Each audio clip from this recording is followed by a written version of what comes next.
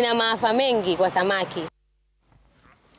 Na baadhi ya vijana kutoka maeneo tofauti ya taifa wameshiriki maandamano ya amani katika maeneo mbalimbali ya eneo bunge la Borabu kwa lengo la kuhamasisha vijana kujitokeza kwa wingi na kujisajili kuwa wapiga kura.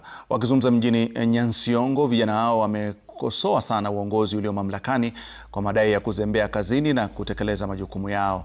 Na wanahabari wetu Duncan Bundi aliandamana na vijana hao na anaungana nasi kutoka Nyamira.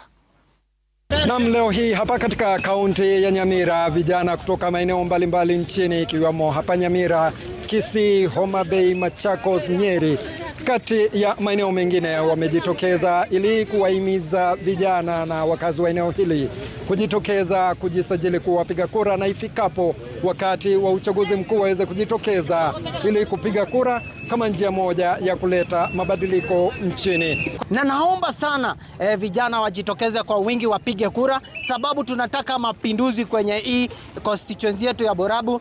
Tumekuwa tukiahidiwa mambo mengi, tumekuwa tukiambiwa barabara zitakuwa mzuri, tumekuwa tukiambiwa watoto wetu watapata pasali vizuri, lakini ikifika hiyo masaa kama tushatimiza kitu yenye wanatuambia, lakini wao wanaenda underground. Hakuna kitu moja ambao wanasaidia vijana wetu tuweze kushika kura.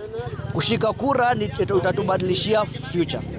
Wewe kama kijana ambao unanisikiza, unaona nitazama huko nyumbani, ukitaka maisha ya kesho ikuwe mzuri, enda chukua kura. Na usichukue kura tu alafu ukae nayo nyumbani. We have to bring change in the system. Na hii system tutaleta change ya kwamba ile siku tarehe 10 mwezi wa Agosti 2027 utaamuka upige kura. Huo kupiga kura ndio utaleta marekebisho kwa serikali. Tuanzie pale chini kwa MCA tukipanda juu. Vijana tupendane, tuchukue kura, wa mama twende tu vote sisi wenyewe, tujichagulie viongozi bora, si bora viongozi. Change haiwezi kuja kama tuna support wazee ambao walipigiwa kura wakaenda kuongeza mabibi, wakapigiwa kura hawakuji Kisii, wanalala Nairobi, walipigiwa kura na hospitali zetu hazina madawa, walipigiwa kura na barabara ni mbaya. That can be put to effect kama tunaweza nominate vijana wenzetu. Ndio maana tumeelewana, tumekuja viongozi kutoka Mavoko, Nyeri County, Busia na kwingine. Tunafika hapo leo tuhimiza vijana wetu wachukue kura.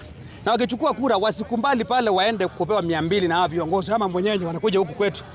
Wanapewa tu 200, wanapata kiti wameenda 500. Mimi naomba vijana wote mkichukua kura msisahau kuangalia viongozi. Na miaka jana 2024 tulikaa chini vijana wakakasirika wakaenda mpaka wabunge. Nataka raundi hii kama itawezekana na vijana tuingie kwa mbunge kupitia kwa ballot.